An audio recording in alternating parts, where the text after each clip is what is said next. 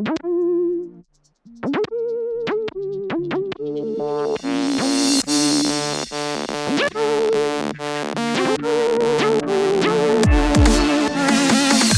looking for the hottest news out of the obstacle racing scene? Want to stay up to date on the freshest info, the latest podiums, and hear interviews with the who's who in OCR? Well, you've come to the wrong place. Well, some of that you'll find here. But we're not the media. This is not ORM, OCM, OCRM, ORCM. This is OCR Talk. Hello, this is Jason Dupree. And I'm Anna Landry. And you are listening to... Dang it, I mess this up every time. See, I don't know, episode something? Season 4, episode 5. Yeah, That's season 4, episode 5. Well, are we going to stop? Yeah, I'm trying to stop counting by season even or by episode and just count season and episode. Just keep it simpler. Which, what constitutes a season? A year. Like an OCR. Okay. Yeah. I was going to say an OCR season because that's basically like, February to December. Well, let's catch up. How are you doing? I want to hear all about your training that you've been up to. Yeah, I had a big weekend last weekend. So I had one of my bigger weeks, and I've got a 12-hour ultra coming up, not this weekend, but next weekend. So I'm not really training to go for any sort of mileage, but just training just to like go the entire 12 hours. But anyway, I had my first like back-to-back big long run weekend last weekend. So I was supposed to do 20 miles on Saturday, but I opted for 2 loops on this 8-mile loop on the trail behind my house. And it ended up being just under 17 miles, but I had around 3,200-ish feet of gain. Nice. So yeah, there was a lot of climbing. So I figured that was pretty good even if I didn't like hit my mileage for that day. Yeah, for sure. Yeah, because that was what was your mileage day. goal?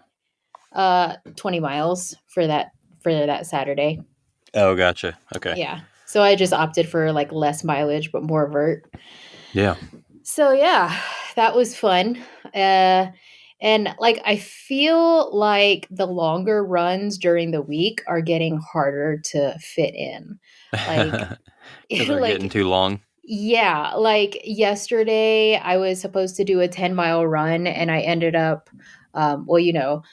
getting home from work too late to do anything in the afternoon because by the time I get home and I get settled in, then it's like everybody gets home from work and school and I've got to start cooking dinner and doing homework and things just start snowballing. And yeah, I didn't like sit down and have like really any downtime until like 10 o'clock last night. So, oh, wow. Yeah. So yeah, I'm going to have to start getting creative with that, but yeah. How's it going with you? Good. I feel like I've been a little bit of that same, like trying to figure out where to fit it in kind of thing because just had a lot going on lately. And it seemed like there was a few weeks where I just kind of had to give up on, not that I could have, got it late at night or something or early in the morning.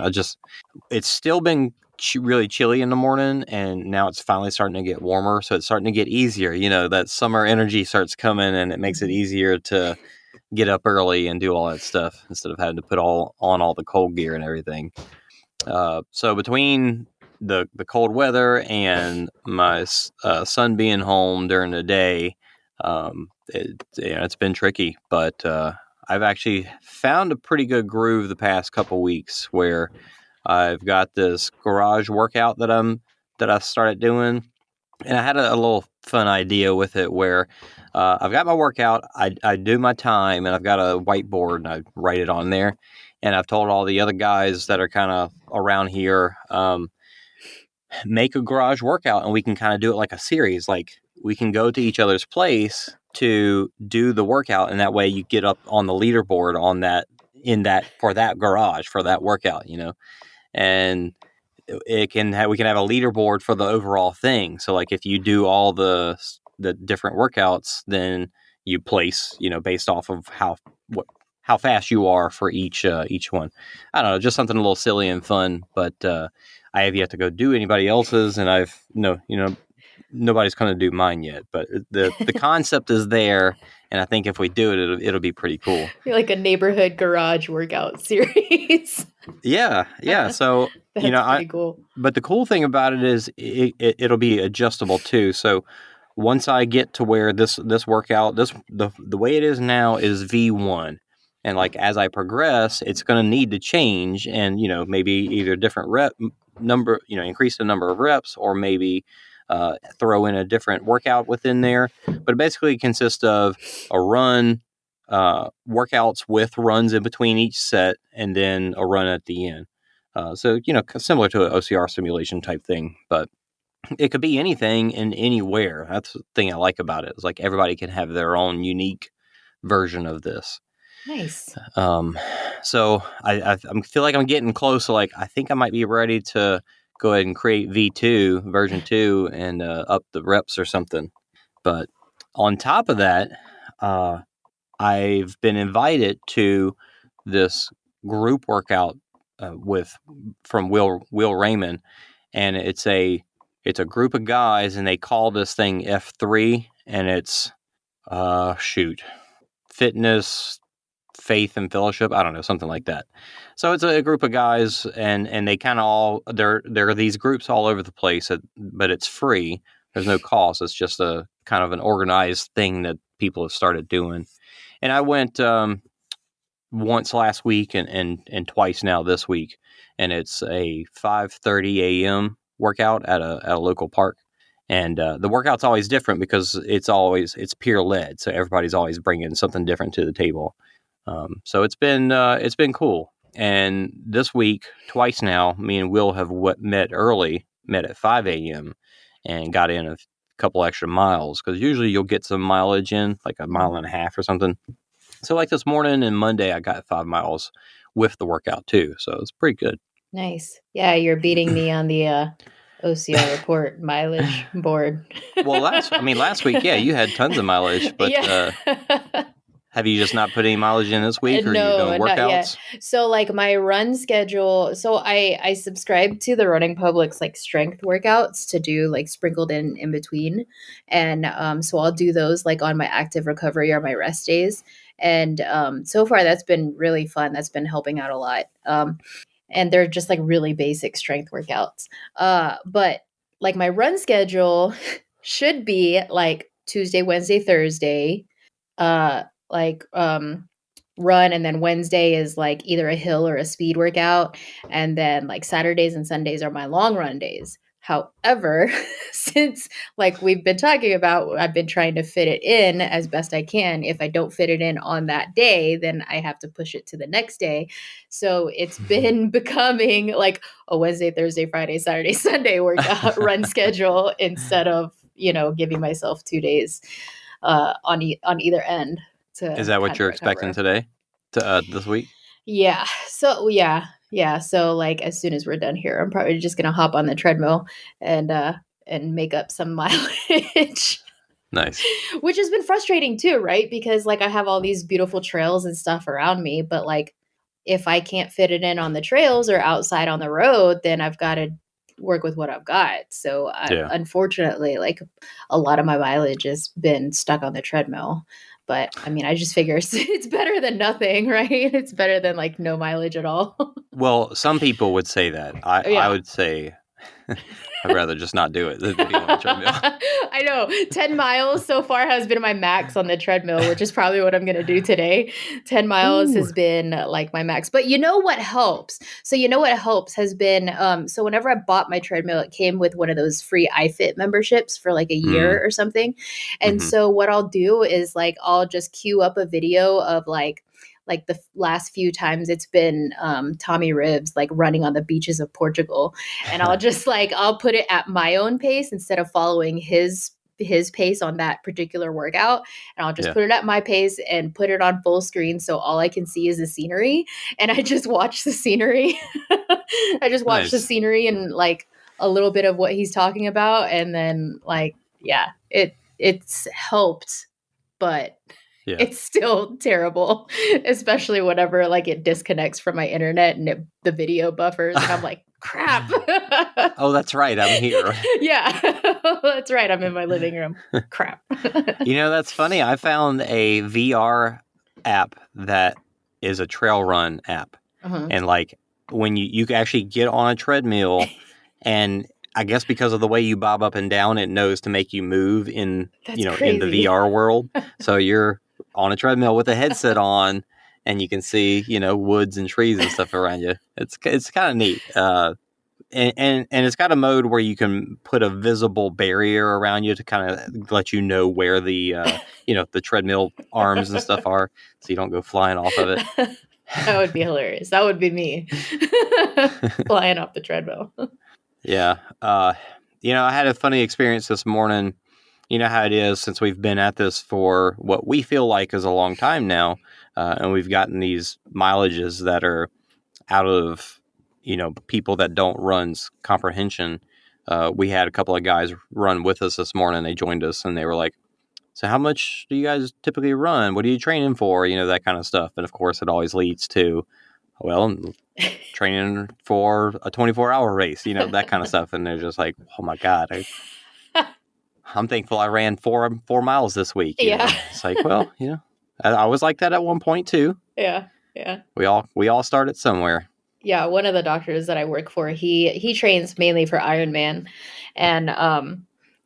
but whenever like vendors or whenever he has residents shadowing him, he's always like, "Oh, but Anna over there, she like runs way further than me," and like I'm like, "You run like 70.3, like you run bike and swim, like it's pretty comparable, like." Yeah, you only do a marathon after running and swimming, right? After biking and swimming, exactly. So I'm like, it's pretty comparable. Like just because I can, run 50 miles or run for 12 hours or whatever, like I feel like we're pretty much on the same plane. And it's funny, one of his residents that's been shadowing him, he'll come and observe one of his cases, and he'll come and talk to me and be like, I ran 4 miles this week, and just be like so proud. And he's like, I set a personal distance PR goal, and he told me he ran like a half marathon last week. And I'm like, good for you. That's awesome. Yeah.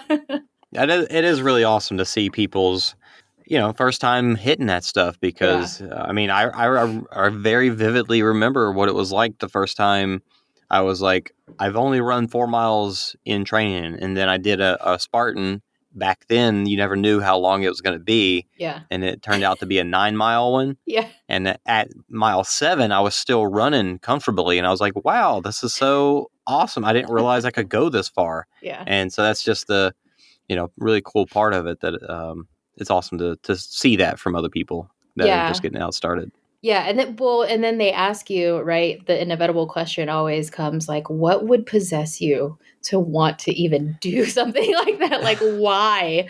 And like the best explanation I could think of is like, whenever you first started running and you got that runner's high, you're like, oh man, this feels great. I just ran 6 miles and that's the furthest I've ever ran. And then like, you're always chasing that feeling. It's like that, it's a drug, you're addicted to that feeling. So you're always chasing it. So like my justification for going further or longer is like, because I'm still looking for that.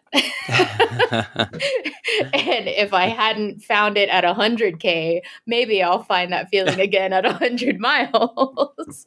Yeah.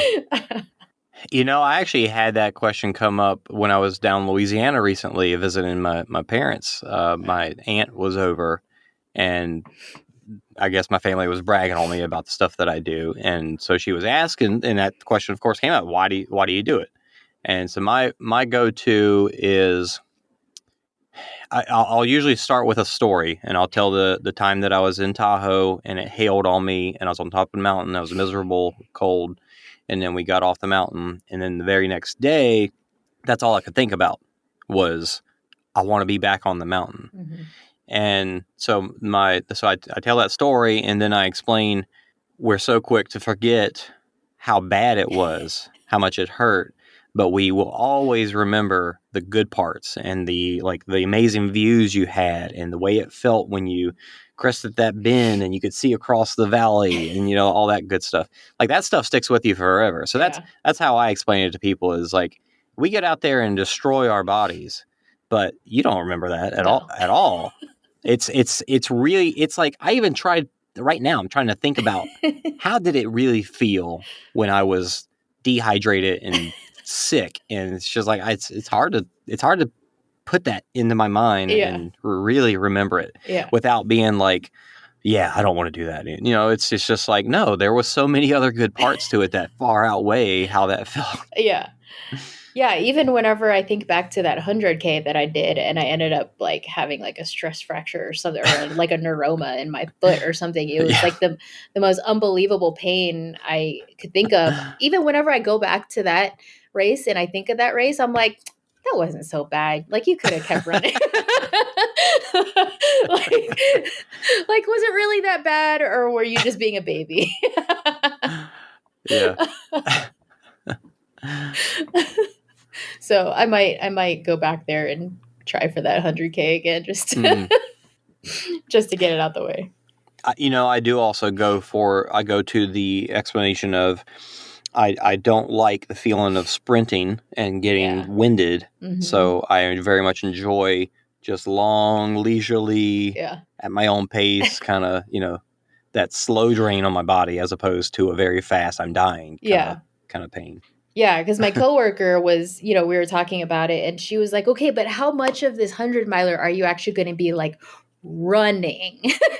And like she stays pretty active. I mean, she's like a bigger girl, but like she gets out and walks with her kids, and like a lot of times she'll go out and walk with her mom. Her mom lives with them now. But yeah, she's like, because to me, running is like, I'm all out running. Sprinting, yeah. So how much of it are you actually running? I'm like 0%. I'm like, absolutely none. Right. Most people would probably consider it jogging. Yeah. But to us, it is running. It's technically running. But I know. Recently, hang on. I had the story that was, so yeah, people, I lost my train of thought. I'm sorry. People have that thought of, I remember now. If you're not sprinting, it's not running. And I read a article recently, and it was titled, "Slow the F Down." Like, you want to get better at running, slow the F down, because that's, learning how to pace yourself. And that's really the truth of it, is that you cannot run, you cannot sprint, whatever. I mean, obviously there are people who can run a marathon at a 5-4 something pace, but for us mortals, you would just have to learn to basically run as slow as you possibly can, and that way you can continue running. Conservation of energy, right? Yeah. Conservation of resources. Actually, I was listening to a podcast on my long run this past weekend, and David Terrio, he does Run the Riot podcast. Mm-hmm. He's based out of Oklahoma, but he's from Louisiana. And he had a guest on his podcast talking about how he got into ultras and his background as a power lifter. So like, he knows he and his wife both do ultras, and they're not like the fastest at all. Like, he wanted to go to Western States and break the record at Western States for like the last person to come in at the finish line. Like before the cutoff at like 59 and 59 seconds, like right at the cutoff. But anyway, he was talking about one of these 50 milers that he did, I think in Kansas or something. And there was like it was on a semi-paved trail. And so there was like bikers and other people about in the park. And this lady on her bike like passed him up and was like, "Oh, what's going on out here?" And he's like, "Oh, we're running a 50-mile race." And she just looks at him. She's like, "Well, you're not winning." And he's like, "Well, you're not running." And she just rode off or something like that. And I was like, "Oh my God, that's so true." Like, how many times have I felt like that? Like, like you go and you tell your relatives or your loved ones or something like, oh yeah, I just ran this, super long race. And they're like, well, did you win? Yeah. Like, what? Well, like, I didn't go to win. Yeah. Yeah. Let me ask you, before we get into talking about Battle of the Lions, which is what we're going to talk about, I've been looking into hydration vest. So, I've got a hydration pack and that I've been using for a long time.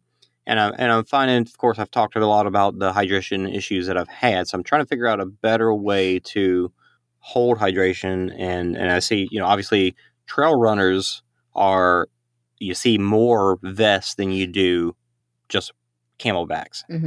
And so the ones I've looked at so far, I actually just added some to my wish list on Amazon from Osprey that actually holds a 1.5 liter bladder, but also has the pocket for the flexible for the bottles. Yeah. So with that, I could hold 2.5 liters, but it seems like it would all sit better. Now, I also get hot easily, so one of the concerns for me is running without a shirt on, and if it would destroy my body or not. But do you have any recommendations? Because haven't you used vests before? Yeah, actually, it's funny you say that because I've been giving this a lot of thought lately. Because like I was thinking about it on my run, and I was like, man, I haven't ran with a vest like I have vests that can accommodate the bladders and the camelbacks with but I just like I haven't used them, and partially because like I'm a little lazy in that sense that I don't want to take the time to like clean out those bladders and like properly like soak them and clean them and do all the other crap to them. And so like I've ventured more towards vests, and I'm looking at them like hanging up my wall right now. Towards vests that either hold those soft flasks, like my ultimate direction vest, and it's the Adventure Vesta. It can accommodate, I think, either a 1.5 or 2 liter bladder. And it has like all the attachments if you wanted to hang the straw and everything wherever you wanted to. But you've used it without the bladder. Right. And I just used it to like stash my gear. Like if it's cold and then it gets hot, then I can stash my jacket or whatever, like in the pack where the bladder would go. But it also has like the pockets up front to accommodate the soft flasks. And I like the soft flasks because like I can have several, like a couple bottles, one that has maybe some caffeine in it if I wanted some caffeine, and one without the caffeine and it was just like strictly electrolytes. So I like that one for that reason. It can hold like one, I think 250 or 500 ml soft flask up front. And I like the soft flasks. I think Nathan makes them with the really long straws that sit, and your straw is just like right there. So you don't really have to like take the bottle out and drink it. But also Ultra Aspire came out with this vest that I really like a lot. And actually Amanda Basham designed it. And it can accommodate 2 500 ml bottles. Nice. And they have their plastic bottles are a little bit more rigid, but they're contoured so that like if you do put them in the vest, it's not uncomfortable. It's like it's almost like ergonomic in a way because it just fits to your body. And both of those vests, I would say, are pretty breathable. Like they're both meshy materials, so they're not really hot or anything. Even though you've got a full back, the back's not open in a sense of a mesh by itself. Yeah, exactly. And even like the Ultra Aspire vest, it's got like a magnetic closure on it so that like I can stash whatever I want back there. If it's not another bottle, it's, a jacket, shirt, whatever. And it's super breathable. It's it's not like solid material. So it doesn't get super hot. So Ultra Aspire, what was the one you have? Ultra Aspire, I can't remember what they called it, but I know it's the one that's designed by Amanda Basham, and she's like. That's the one you say you're looking at, though? I have it. It was an okay. impulse buy. Gotcha. I was like, I think I'm just gonna go ahead and pull a trigger on this. So I bought that one because like the where the other bottle sits, where the bottle holder sits on the vest, it's like on your back, but it's like you could just reach back there, pull the bottle out, and slip it back in, super easy. Nice. And it's like a pocket that was made like specifically for that bottle to hold that bottle. Cool. Yeah, and then the other one is the Ultimate Direction Adventure Vesta. Okay. So those two, the Ultimate Direction vest actually has a lot more storage than the Ultra Aspire vest, which I like, especially for like longer runs, because I can just stash everything all kinds of places. Yeah. Yeah, I'll check those out. I bought a Osprey day pack for that run through Eagle Rock Loop, and it really, it's probably a great hiking bag. It wasn't the best for running, even though it had a strap at the bottom. It didn't really stay put as well as a vest would, I think. So I'm like thinking, now I've seen the ones that I looked at today. I'm like, why in the heck did I see these? I wasn't looking for running vests. I don't know what it was. I was looking for something to hold a larger hydration pack, not thinking about the fact that if you had a pack and bottles, that would be fantastic. Yeah. So that's what I think I might try next. I like the Ultra Aspire vest just because it can carry like 2 500 ml bottles, so you can essentially carry a liter of hydration with you. Yeah, so that's what I'm thinking is get a pack that can hold 1.5 liters in the bladder and 2 500 milliliter bottles up front. So that would be pretty cool. Yeah, now the Ultra Aspire bottles are a little wider, so I think, yeah. So, and one of the, where would I use that kind of thing? Probably not on a course necessarily, but we've been in talks about doing the DFW to Fort Worth 50-miler again. Now, I just said that backwards, but I was thinking, would it be cool to do it backwards as opposed to doing it the same direction? You should have both. But we have been talking about doing it again, and if we do, it's going to be like early December, like after Thanksgiving kind of thing. Okay. Because the year is actually more busy this year, so late October that wouldn't really work. So if we do, I feel pretty confident we were wanting to open it up to other people as well, which will be hard logistically, but I think as long as we give people, here's where you start, here's where you stop, here's where our pits are, you make your own rides and take care of all that stuff. It would be pretty neat to have a crew or a crowd to do it. That would be cool. Yeah. I feel like I had one more thing before we talk about Conquer Battle of the Lions. I did that again. I did that on the live stream. You did. I didn't get to watch that. I had it queued up at my YouTube, but I kept meaning to watch it. I haven't watched it again. But, all right. So, let's just go ahead and get into it, I guess. I woke up that morning and, I went out the day before and did some testing and stuff.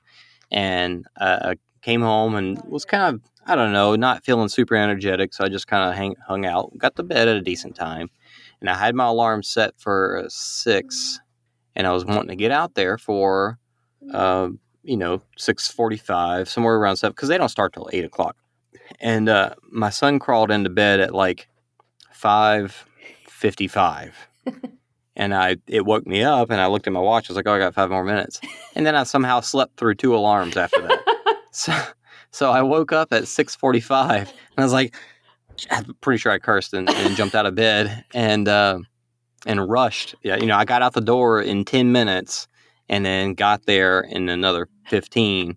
And so I was a little kind of in a tizzy once I got there. And I know as I started the live stream, I accidentally started to say Conquer the Gauntlet instead of Battle of the Lions. Like, where am I again? What day is it? Where is this?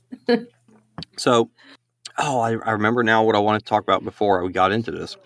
Have you been watching or seen the Cordona 250? The Cordona? No, I've seen very many. Yeah, I've seen many a post about it, but I have not. have not. Well, I'll go ahead and just talk about this quickly because it kind of relates to the live streaming side of things. I looked at it in a little bit of awe and amazement because of the fact that they are live streaming the whole thing. They're live streaming for like 5 days straight. That's crazy. And their live stream has a few graphics on it, and they've got a couple of commentators and multiple cameras that are out, on these trails. So I'm like, I need to know how y'all are doing this because I'm doing it and I need to know if I'm doing it right. And if there's a better way that I can, without costing more money that we can do it. That's what, so I actually reached out to them to see because they've got drone footage. They've got people just walking around with cameras. They've got some runners that are out. You can tell they've got gimbals and because the camera's nice and smooth. But then they've also got spots where they're like, we can't get any footage here because there's no cell signal, so I feel pretty confident they're running into the same issues that we all are. So I'm really hoping they reach out to me so I can get feedback on just an idea. What platforms are you using?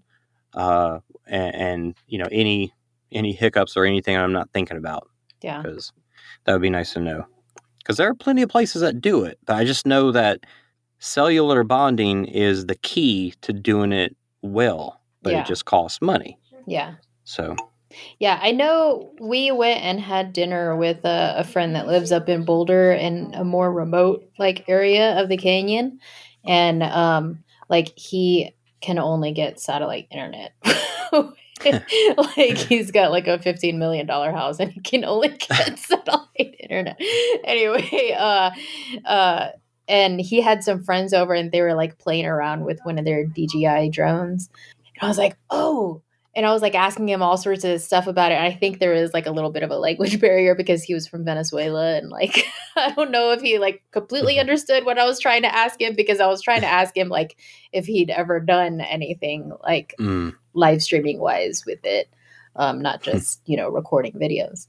But I don't think he understood what I was asking him because he was like, oh yeah. I'm like, okay. But he didn't explain anything more about it. I was like, oh, okay. Yeah, so I talk about the race before I get into the technical side of all that stuff. So just a reminder for listeners, the Battle of the Lions is a race by David Mainprize, who is one of the founders of Conquer the Gauntlet, and he broke off to do Young Lions. So Young Lions was just a only kids obstacle course race. And there are a couple of those out there, like I don't know I can't remember the name of them, but like a foam fest style, a little bit more fun than hardcore OCR. So he's basically the only just kids race, solely focused on kids race. So he started doing that in 2019 and spread out super quick. He's probably had more races than maybe even Spartan. I don't know. He's put on a lot of races in 2019. And the funny thing is, since it's just kids, you get a very different crowd. You get soccer moms that are bringing their kids out to have some fun. So it's a lot different, but I think he saw there's a need for this and there's a hole that's not being filled. So, but then of course 2020 hit and then he wasn't able to put on any events. So I think that's where he's at. Just I want to keep doing OCR. So what can I do next? And then the other person involved is Sid Morris, who of course we all know from Battle OCR. And, Sid has gotten some great recognition by working with OCRWC, doing metal scaffolding builds for some of the obstacles there. So for those that saw Valkyrie or pretty much anything with scaffolding, that was his design and build. So these two guys, put together this race, and they've got 4 races this year, and it's kind of a series where each one is focused on a different aspect of OCR. This first race was grip. And of course, you say grip, and OCR people think, oh, it's going to be a ton of rigs. And that's not all it was. So it wasn't just rigs. It was more carries, rigs, and push and pull, and a lot of pull as well. So they're going to have, I forget exactly what the other ones are. I think the next race is in Kansas City, and it's focused on strength. But this one, though, I felt like they, as far as like that concept, they pulled it off pretty well. The venue was at DFW Adventure Park. It's the same place that Conquer the Gauntlet's been in the past, but they hadn't been back there for a few years. Now, super cool thing about this little tech sneak peek here, they had 5G signal everywhere. That entire venue had full-on 5G signal, which was really awesome. So, because usually you go to a race like even like San Antonio and Austin, you don't get much cell signal out there. So the race itself, it had rained and poured very hard the week before, and while we were catching up, I was meaning to talk about this, but a hailstorm came through, like to the point that we've submitted a insurance claim to fix our roof because the hail came through and destroyed everything. I mean, it was golf ball size hail, which, I've seen plenty of hail in my life, but never anything that big, never. So that was pretty wild. And all along that same train of thought, we've kind of seen it like just in experience, but have now learned about this concept of big cities because of the amount of concrete dissipate a certain amount of heat that almost drives storms away or around them. Obviously, storms can still come through, but it's less likely to happen. We used to live over by the airport, DFW airport, and we would constantly see these big storms coming through the DFW area, and we'd be like, oh no, storm's coming through. But then it would just go north and like pass us up. And we're like, oh wow, that wasn't nothing. It like for the 4 years that we lived out that way, it's just like it never came by us. And then we move over here, Fort Worth, like north side of Fort Worth, and it's like very first year, freaking hailstorm comes through and tears our stuff up. So apparently that was a pretty unique storm. Like that doesn't happen, it does happen, but not once a year or anything, because it was pretty big hail. So that's why the course was super muddy, and partly the way it was because they weren't able to get some obstacles back in the woods as much as they would have hoped to. This venue, when you drive in and go past all the paintball courses, there's a large field that is where the festival area was and where the majority of the obstacles were. There's another road you can take to get down to this section that's easily accessible, where they had, basically the rest of the obstacles. Now, once you got out of the field and went through the woods to that section, you went through the woods a bunch more, but there was no obstacles back there, just simply because it was so muddy and like they would have gotten stuck trying to get stuff out there. So it was very consolidated groups of obstacles. It's the best way to put it.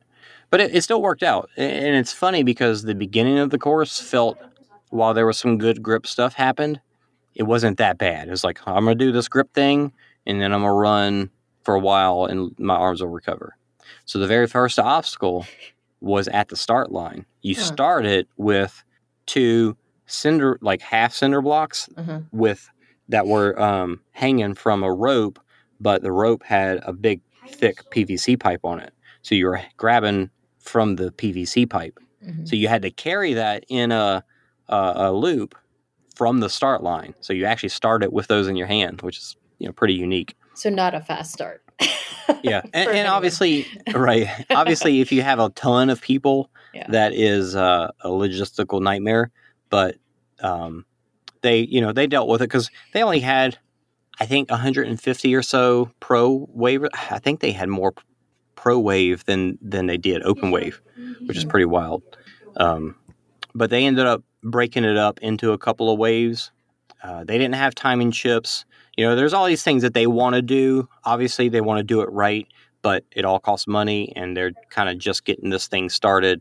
And what can you do when you don't have the funds there, and you feel pretty confident the crowd's not going to be big. Mm-hmm. So I think those things that we would love to see at a race didn't happen, but it was okay because it wasn't a giant crowd, and you kind of expected it. So I think they broke the men's wave and the women's waves into two groups. So you had one men's pro, second men's pro, women's pro, and then another women's pro wave. So I think for the most part, they tried to put, who they thought the front runners were going to be in the first wave.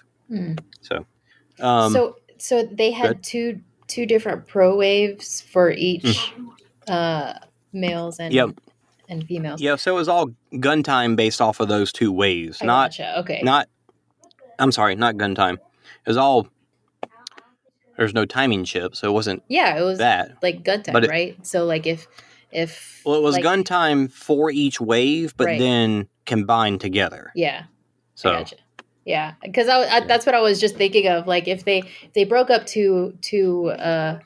broke it up into two pro waves each without chips, it would be a little hard to like say, well, there was someone in the second wave that was actually faster than the first. But whenever you would compare times, like that makes more sense. Right. So they as people came through, they were writing down their time, what wave they started in, and that way they knew what their actual overall time was. Yeah. And for the guys, it didn't make a difference. There was Victor Quesada was in first. A guy I think I've seen before, but didn't really recognize his name. Brent something. I don't want to mess it up. Oh, Brent Hastert. Yeah. Yep. Do you recognize him? I think I've seen his name at some Grit Fitness events. Okay. Maybe. I don't know if I'm speaking correctly, but. And he was back and forth with so it was him. Actually, no. Van Tran came in second, and I'll talk about that in a second. But it was Victor, Van, and Brent, and I think at certain points Brent was in the lead too, and he ended up dropping back to third. So it was a good example of how this course can wear you down. But there was a lot of cool names out there. A lot of people you hadn't seen in a long time. Kind of cool story. Matt Campion, he was looking on my Facebook feed to see my live stream and saw April's post about the hailstorm, and he owns a roofing company. And so he actually contacted me and says like, hey, I was looking for your live feed, but I saw that y'all guys had a giant hailstorm. Do y'all need a roof? Yeah. So so at first I was like, no, there's no damage up there. And then come to find out I don't know anything about roofing and how shingles get damaged. So through not only talking to him, but also through talking to a coworker that explained, older coworker that's been through some of that stuff, explained to me. So we have we're working with him to go through insurance and get a new roof put on. So it actually worked out pretty good that he was there at that race. So he was there. Jay Flores, on the women's side, Amy Paget won. So for the women, that's where it got interesting because Amy Paget won pretty single-handedly. There was one obstacle that was like a permanent obstacle there that they tried to turn into an obstacle. And it was kind of funny because on the live stream, you can see it. The first three men, they run right past it. Didn't even realize there was no volunteer there. So they just went on past. Yeah. Didn't even think about it. But the women apparently, and later men's heats apparently too, later men in that group. But the women's heat, they got there and it was only 2 lanes, but it was straight up and down logs out of the ground, and they had little footholds nailed onto them. And as everybody went, the ground was getting softer because it was wet, and so they started wiggling back and forth. So as you're trying to reach from one post to another, they were getting further and further apart. Oh God! So I think so for the women, it was getting tough, and they were getting kind of like stuck in a line. And I think somebody ended up. A guy ended up like tearing their shoulder or something. So they took it out after that point. but it was so funny because we just ran right past it when I was following the men's wave.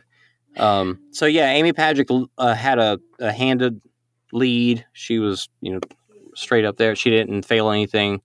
And then after that, Miranda Hubert, I think. Mm-hmm. She was looking to take second, and I think she failed Stairway 2.0 like once or something. So she was kind of sitting there for a minute, and then China Hart. I'm forgetting her last name. I was just looking at our results. Hart, yes, China Hart. She came through, and she was from the second wave. Uh-huh. So it was like, oh wow, she might actually. I take that back. There was first and second came through already. Who was second? Aaliyah Emas. That's right. And so China came through, and it was like, wow, this might shake up first and second. Mm-hmm. So that actually, kind of got a little exciting there. But I think it ended up just being first, second, and third, just as they came through, which is pretty wild. So yeah, with that that post issue, and just the course being hard, the women were having trouble getting through, and I don't know how many finished with their band. I feel like maybe I saw 10 or so. I can't remember for sure. Did they do it Savage Race style then? You talk about Yeah. bands, like they had the pro bands for everybody that was like competing for podium. Yeah, and Sid mentioned that he wants to be able to do a vest so it's more visible, because those bands it's kind of hard to tell who's got one, who doesn't. You can take it off, put it in your pocket, that kind of stuff. So he wants to do like a vest, so something a little bit more in line with what Tough Mudder does, but maybe closer to what you see in some European racing. So if they get the money to do it, and bigger crowds, and that's probably the route they'll go. Even just like those belts that CCG had, like just get some like really neon colored belts, Yeah. I mean, those were pretty. You couldn't miss those, I feel like. And That's true. you could like take it off and put it back on, but it's more of a pain in the butt to take off and put back on than just slipping off a band. Yeah. Well, the venue was very muddy, but there were still plenty of runnable spots through the woods, and there was like one long stretch that was a road, and it was just sloppy as all get out. But honestly, it was supposed to rain that day, and the rain held off, and it never rained, so it was turned out to be a nice day. Yeah, it was overcast all day, but besides that, it was actually good temperatures for running and stuff. I know those front runner guys, they came through with some gnarly scratches on their legs from all the briars and stuff. Oh God, that sounds terrible. I'm trying. Is that where we did Continuum that one year in DFW Adventure Park? Is that where I feel like Continuum I don't think was? so. The last one they did, the very last one we did for CCG. Yeah, I don't think they had Continuum when they were at DFW Adventure Park. Gotcha. Yeah, they were at that other venue for a couple of years, though. And so, yeah, the obstacles themselves, like I said, you had that carry right off from the bat, and then you ran out the field through the woods for a while, and then you got to another carry. It was like cinder blocks with, or not cinder blocks, like just concrete blocks with rope holds on them. Little carry there. Couple of little random obstacles. One was like a jump to a rope swing, which was kind of fun. A slip wall, a pipe traverse. Nothing crazy. So at first, it kind of seemed like there's not a lot going on in this course. But then you get out of the long run in the woods after that, and you get to a rope rig that had probably 10 ropes. Like, it was a pretty long rope rig. Like, I chose it was like nothing but ropes. Yeah. So I chose to use my feet and do J-hooks through the whole thing, because I didn't want to risk getting tired out and slipping, because it was long. It was very long. So you did that, slip wall, and then Valkyrie. Valkyrie was like the first, besides the rope rig, was probably the first really hard one. So I know, some people were getting stuck at that, because it's pretty tough. But then there was crawl, big wall, crawl, big wall. And then you got to one that was, it was funny because I asked Sid when I saw just a picture of it without the bags were on it. So it's got sandbags. And I was like, I thought that was the kids' sandbag, the hoist, And he posted something on Facebook, said, this is not, by the way, it's not the kids' hoist. This is a twist. So you roll the rope instead of hoisting it. You roll the rope on a pipe. Yeah, I think I saw him demoing that. Yeah. Yeah. So that was, it was pretty tough. Like by the time you're done with it, when I went through myself and I got done with it, it was like, wow, my arms feel pretty blasted from that. So that's like where the spool. Kind of remember like the spool at Conquer the Gauntlet, except you're not doing it with your feet. You have to do it with your arms. Yeah. So it really taxes your grip there. So that's where the race, the hard part of the race, besides all the mud, really started. Because then you had that, and even after that, there was a traverse wall that's pretty lengthy, and it's kind of hard to hang on to that after you've just taxed it from doing that roller thing. After that, there was grip Force 5 rig, so you got all those different Force 5 grips, and a sandbag, carry, crawl, 2 hoists. Sid likes to have multiple obstacles in one obstacle. Yeah. And then after that was Stairway 2.0. So you got something, those that go to OCRWC, you might see this there, where it's like Valkyrie, it's an up and down, but you've got steps in a way that swing. So they're on a pendulum. So instead of a ring, it's basically a kind of a T. I'm not going to say a bar because it's more of it's a tube. It's a kind of like a 2x4 metal tube. So you got to work your way up those. Now, best thing about this, one of the things that made Stairway such a tricky obstacle is you could only grab it from one side. And so if you swung away from that, it's hard to hold on to that flat surface. With these, you can actually reach around back and forth because it's not, Stairway's got a good like 2x6 or 2x8 plank. I forget what it is. But on these, it's like I said, it's a 2x4 tube. So it's much easier to get both hands on it front and back. Yeah. So some people will go, both hands on the same side and go backwards and go up it. But really, my technique is to go hand on one side, inside, outside, and then work it like that. So you're basically going sideways. Right. Makes it a little bit easier. Right. Because that one looked pretty intimidating. Just looking at it just looks intimidating. But it looked fun.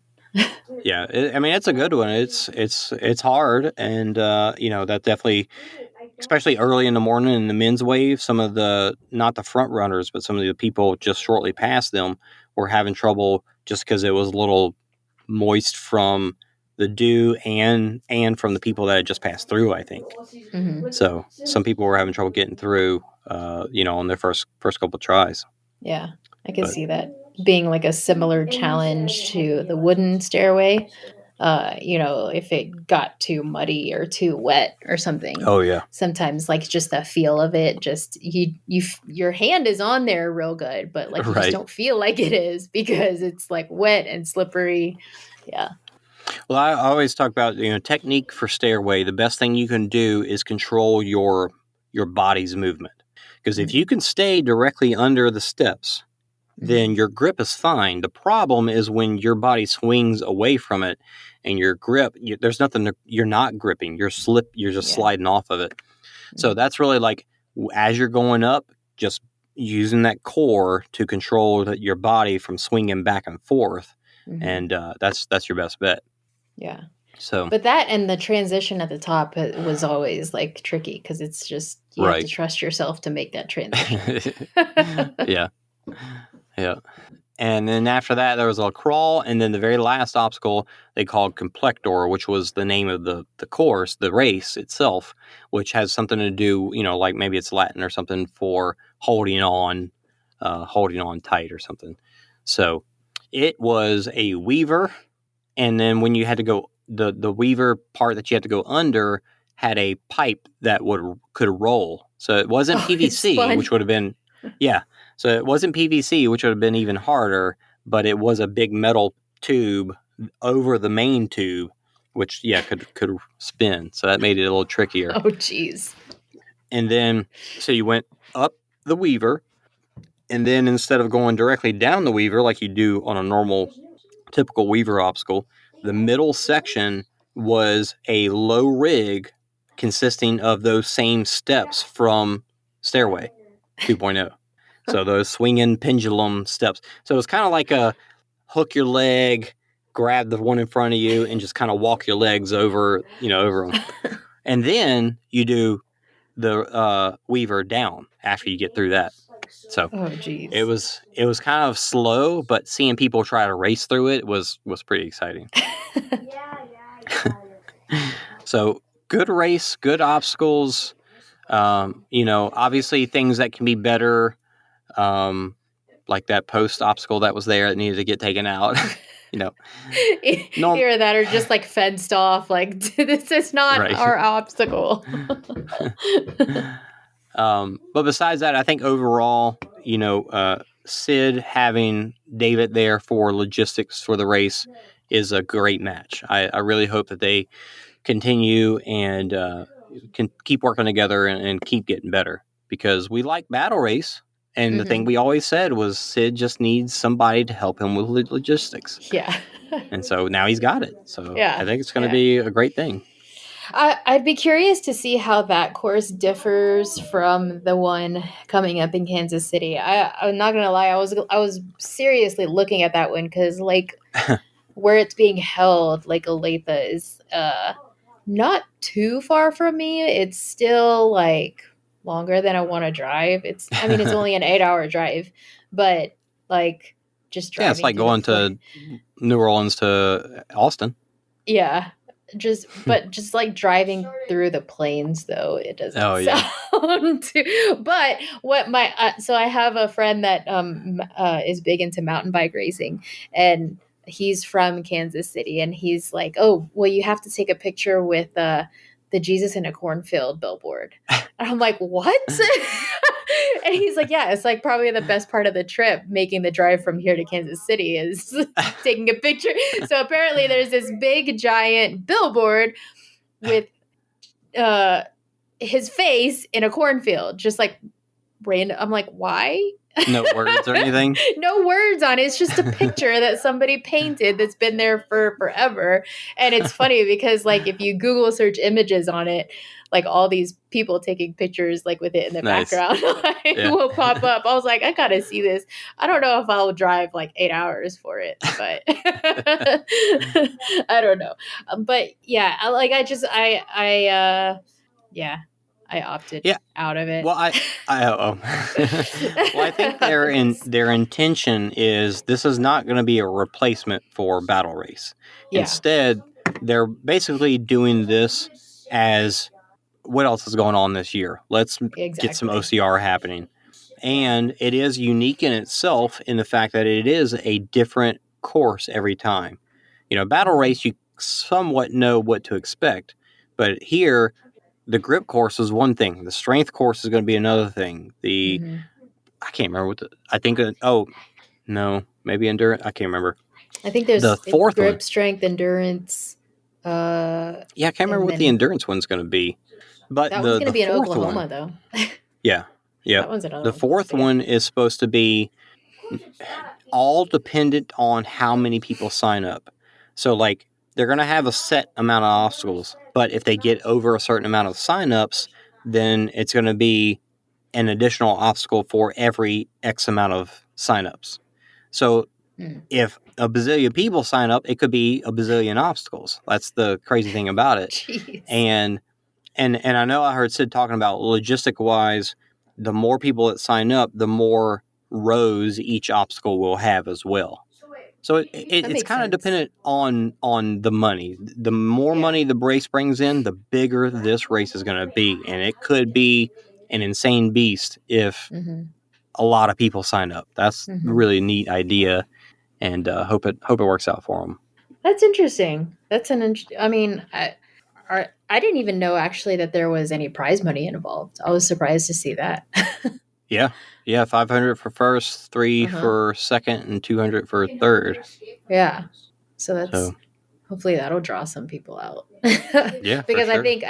I think if anybody was familiar with SIDS races, we never had prize money for SIDS races, but that might be a good draw for maybe people that aren't necessarily wanting to do Spartan, but then they're looking for like a local OCR to support. Yeah, and it really does kind of feel more like obviously not the polish of a OCR WC, but you are going to get that mandatory obstacle completion, and you're going to get harder new obstacles that you've never seen before. That's something that when the discussion comes up of how should OCR be, which I don't know why people always ask this question, but people tend to want to go to what they like the most. Oh, it should be mandatory obstacle completion, obstacles that aren't crazy hard because they're starting to get too hard and regular people can't do them. And I don't know, it just turns into a stupid conversation. Like the truth is, obstacle course racing is awesome because you can go to a number of different races and get a number of different experiences. And that's awesome. I can go to a local charity race and do 3 miles and get some like little hometown built obstacles. Or you can go to Spartan and get some really refined obstacles with a preset number of mileages, Or you can do Tough Mudder and go run 12 hours or 24 hours and get some really unique obstacles. Yeah. Or you can go do OCRWC, which is a little closer, probably closer to European racing, where it's more about the obstacle completion and having pretty tough obstacles. So I love that there is the option out there for everybody. It's not a preset thing. It's not turning into American Ninja Warrior because American Ninja Warrior is a preset thing. And you're not going to get that out of OCR. It's going to be something different no matter where you go, and possibly even in the same race series like we're seeing, it could be something different too. That was what OCR grew up on was you don't know what you're going to get when you get out there. You don't know how many miles it's going to be. That's how Spartan started. Exactly. Right?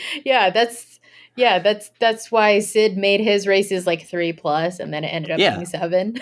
Yeah, exactly. Because that's how I remember Spartan races being in the beginning. Whatever. Yeah, the story I told earlier, my first time running 9 miles when previously I had only run 4. But they said the race was I don't know, 7 to 8, 7 to 9. I don't know what sprints supers used to be, but it was they gave a range of like 6 to 10. I think they used to give a range of like 6 to 10 miles for the super. Like that's a pretty big discrepancy there. 6 miles or 10 miles? Well, there was one in Alabama that was supposed to be, it was a super.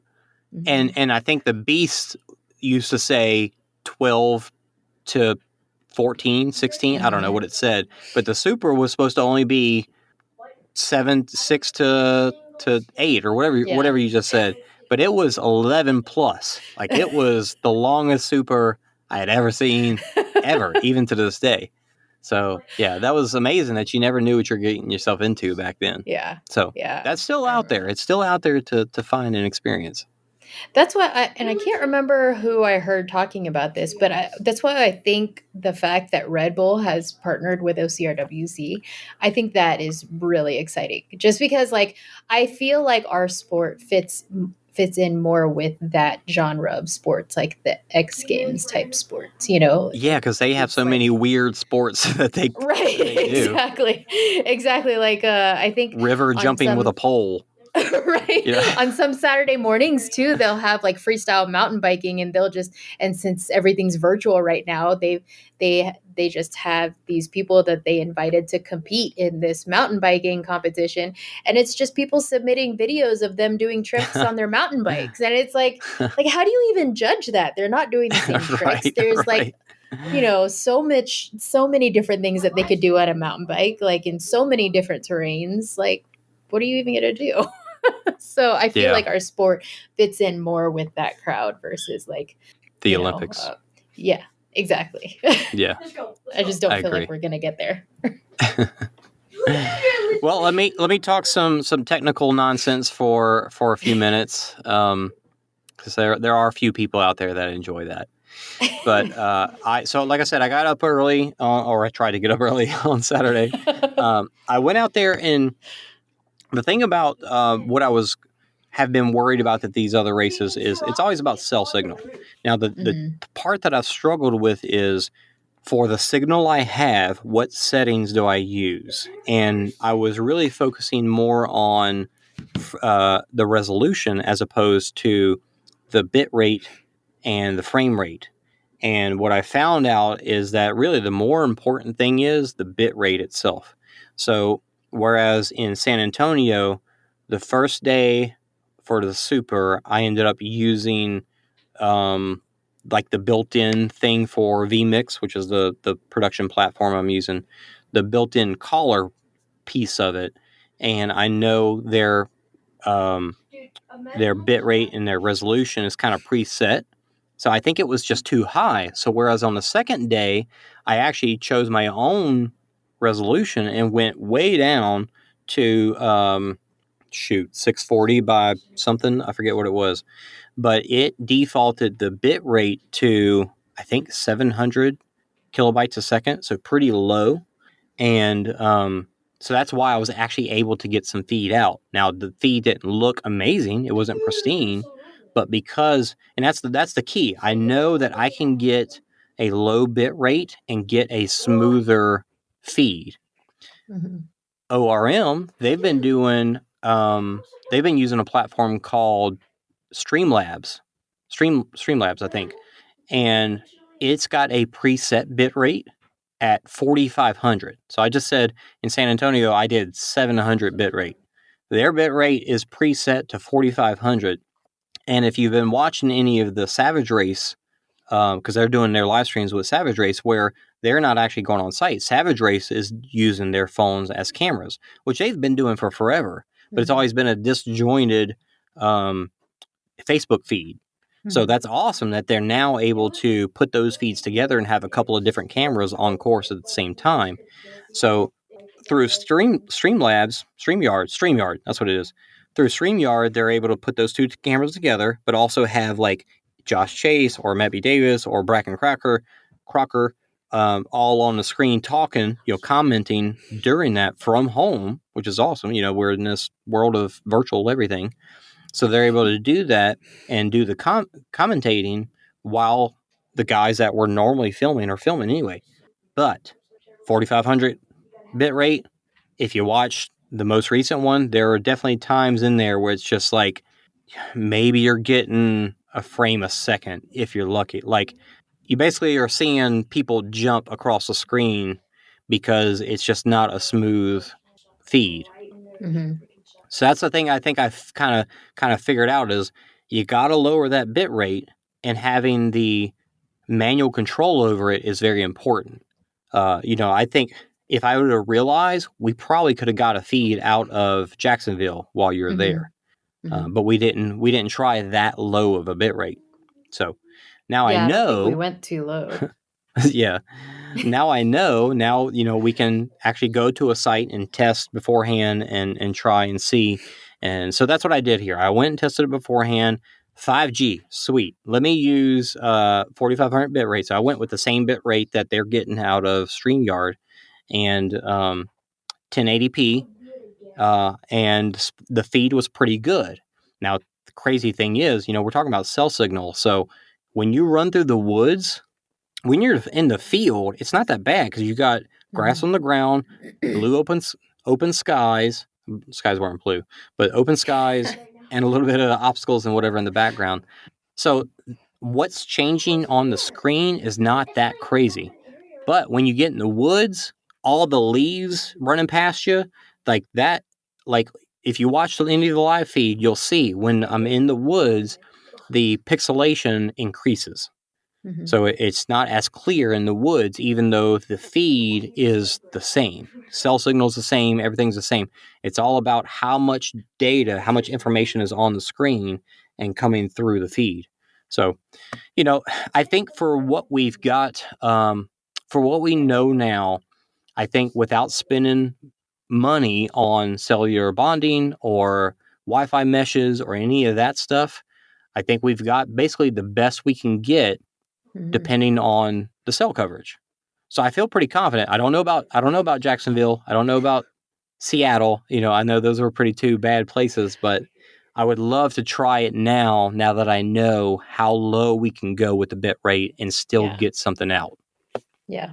So I don't know how long because, I've got all these devices, my gimbal, my my regular phone, my secondary phone, which is hotspotted to my main phone so that I can not only check the feed, but also do things like pull up, nameplates and the leaderboards and all that stuff.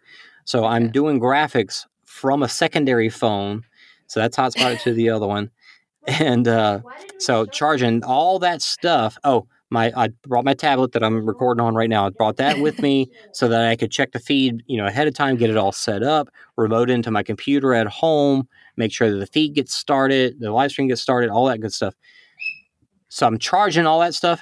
I forgot to charge my watch, which was just about dead. So and for a Koros, that's saying a lot. I'm just saying. Yeah, for real. I mean, that's the thing is you go so long without charging it, you just don't even think about it. You just forget. Exactly. Or you just lose the charging cable. So I go to turn it on after the the men's pro start, and like I look down a little while later, and I'm like, 0.2, it stopped. Oh man, come on. So yeah, I was at 2% at that point. Oh jeez. So I, ran around chasing the men and the women for 2.5 hours and then ran the course myself, and I didn't get to track it on my watch. So dang, you didn't. Why didn't I use my phone on the second run through? You didn't do it. Because my phone, my phone was dead at that point because I've been using it for 2.5 hours on the live stream. Well, what are you gonna do? Run Strava in the background on top of all that other crap you got going on one of your phones? Right. Which I will say, that 10-mile run that I did on the treadmill, because Koros watches, they'll give you like a little notification to charge your watch at 10%. Yeah. Well, so I forgot to charge my watch once it got to 10% because in all reality, like at 10%, I could still go for like a 20-mile run at that point, even with GPS and Bluetooth and everything else. Right. But whenever I saw that my watch was at 5%, I was like, ooh, this might be pushing it. We'll see. I guess we'll see if this records my run on the treadmill, because at least I'm not using GPS or, whatever.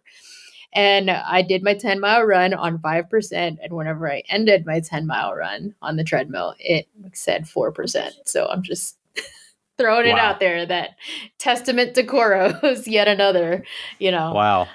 Speaking of which, like I said, I wasn't using GPS, but it was still counting cadence and my pace and everything like that. So, yeah.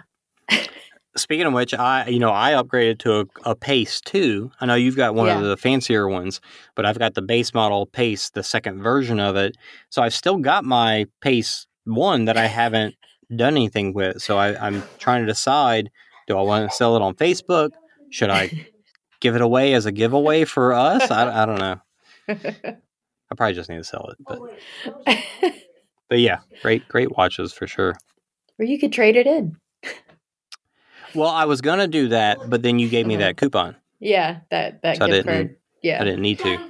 Yeah, and I was gonna trade mine in for like I have the Apex, and I was gonna see what the Apex Pro is all about, and I think the only difference between mine and the Apex Pro is that it gives you like oxygen readings, which I don't know if I want to know all that. Yeah, that's better for when you're mountain climbing and you're getting into high altitudes. Yeah. I don't know. I don't know if I want to know all that, because then I'll just like freak myself out even more. But I don't know. But yeah, they were only gonna give me like, and my watch still looks like the day I got it, because it can take a beating pretty good. Yeah. But they were only going to give me like $100 for it. And so I was like, nah. Yeah, I think it was like $100 kind of no matter what you gave to them, at least up to that. Yeah. So, yeah. So I don't know. Maybe for Christmas this year. We'll see. Well, the hope is we haven't nailed down or gotten flight tickets or anything, but the hope is for me to be at Hildervat to live stream, Nice. to produce a live stream. Like they're going to have, cameramen with their phones. They're actually planning on doing a nice polished post-production video, but bringing me in to do live stream. And, that'll be the first chance I get to where I'm actually producing solely and not running the camera as well. So that'd be really awesome to see how that goes. That's exciting. And that's coming up too. Yeah, like in into 3 this weeks, month. Right? Yeah. So hopefully, we're hoping for it to open the door for other races to kind of see what we're capable of doing for limited cost at this point. Because I know Spartan probably poured a ton of money to do their live streams initially, and they quit doing them, understandably so. So, we want to get something out there. And the fact that we're doing it, ORM's doing it, and it's awesome to see that it's happening. Oh, Spartan still does theirs through Instagram Live, whatever. I'm curious why they're going just Instagram and not Facebook and YouTube. I don't really understand. I think they get more engagement via Instagram. I think there's more participation. I feel like Instagram is like you either love it or hate it. Like I could care less. But it just, to me, it's like whichever app I open first on my phone. Yeah.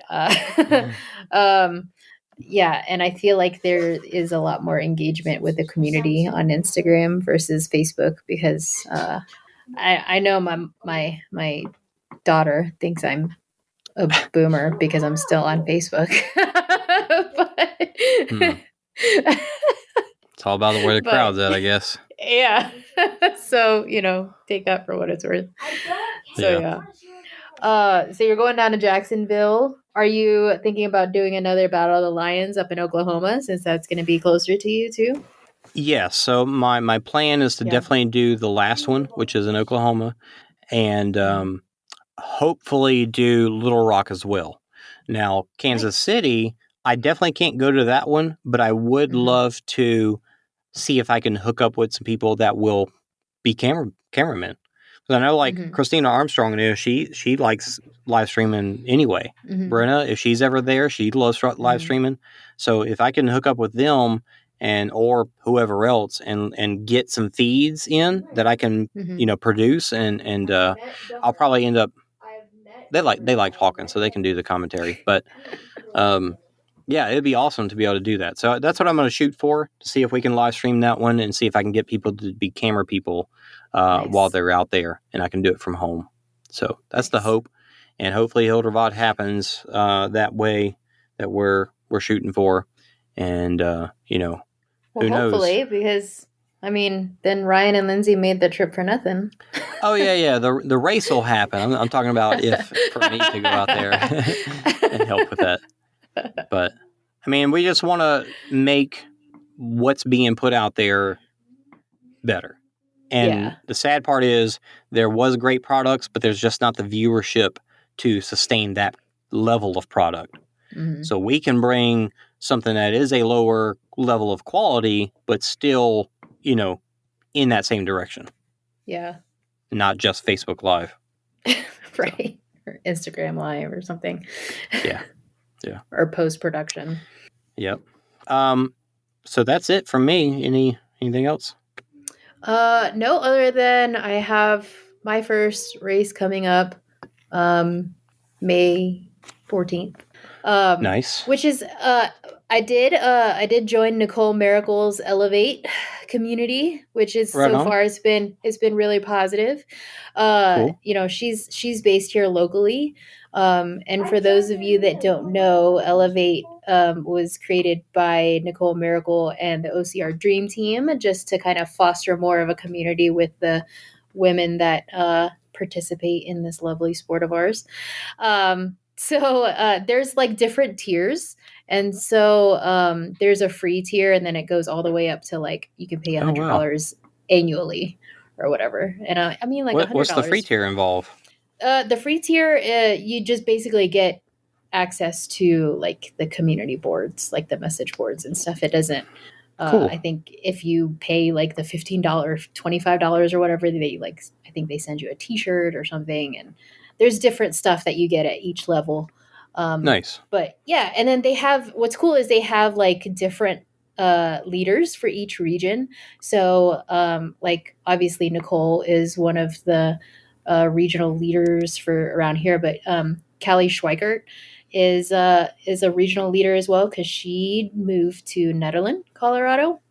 So she kind of engages with the people from like the Rockies region or the West Mountain West region, and then I think Brenna is a leader for like the Midwest, I guess South maybe. So yeah, and it's really cool. They Nicole was actually going to be putting on like an OCR clinic at Fitfokker, which is a local OCR gym in Brighton, Colorado, and which I thought would have been really cool to go to. It's just unfortunately it's the day after my 12-hour run. Wow. Yeah. So the plan, I mean, and it's only the race is taking place only in like an hour and a half away from me. So our plan, I think, right now is to like go out there and camp, just like make it a weekend camping trip. So Nice. yeah. That should be interesting. It's going to be like my first real race at altitude, I guess. So we'll see if I die or not. Because it's how long? It's for 12 hours, and Okay, they that's kind 12-hour of one. they kind of make it Ragnar style, except you never know which sequence of loops you're going to have to run. And what's it based? How do you decide which one? So they're going to have a bucket with different colored ping pong balls, and the colors correspond to the different loops that they've mapped out on this trail Very cool. trail system. And so the loops range anywhere from like 2.5 miles all the way up to like 7.5 miles. So you could like be pulling the color that you run 7.5 mile loops Every all time. day long. Yeah. So I'm really hoping that's not the case. But what's really cool is that the people that signed up for the 24-hour option, they have to pull another ball that has a pace associated with that loop. So What? like yeah. Yeah. So I mean they're very generous. They're very generous paces. Like you have to complete the blue loop, and then if you pull another ball that has like 17 to 17:30, then your average pace for that loop has to be within that. Like you have to finish it within. That's your time frame that you gotta. Right. Exactly. Wow. Yeah. So I'm glad I didn't sign up for the 24-hour one because I already don't know how I'm going to do like doing these 8-mile loops with like I look at the elevation map and it's just like a straight shot up. And I'm like, oh crap. Yeah. So it's going to be interesting. And then I guess if anyone is local, I have acquired a bunch of demo shoes from Ultra because I'm Nice. volunteering. I'm volunteering just temporarily. I'm volunteering for one of the races that they're sponsoring out here. They're going to do a trail course preview run this weekend. Cool. And kind of like just a demo day. So I'm going to have a whole bunch of lone peaks for people to try out on the trail. So if anybody is around, I think there's a Facebook event for it for the Dirty 30 course preview run. I think it's what they called it. Awesome. But yeah, it's up in Golden Gate Canyon. Should be like a 6-7 mile run up in the trails. So yeah.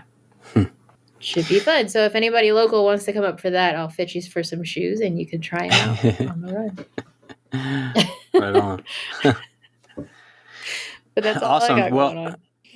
Yeah, that's good stuff. I think we should wrap it up here. I did want to ask, do we still have, do we need to give away some Endure Elite? We could. Yeah. Okay. So let's just go ahead and say, if you're listening and you've made it to this point, all you got to do is comment on our post on Facebook and Instagram.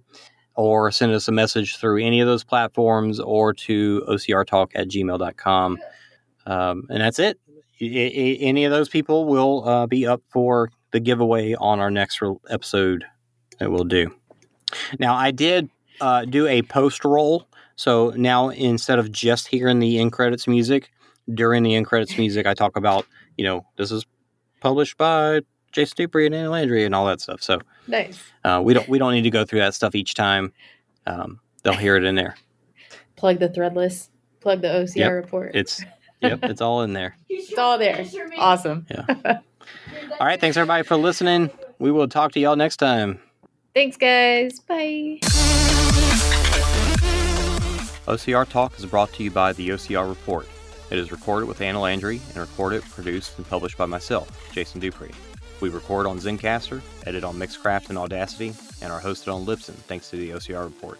You can find more of our content on Facebook and YouTube as OCR Talk and on Instagram as OCR_Talk. You can find more content and podcasts at theocrreport.com, and you can buy merch from any of the OCR Report podcasts at our Threadless store, theocrreport.threadless.com. To get alerts when we release new episodes, be sure to subscribe on your favorite podcast app.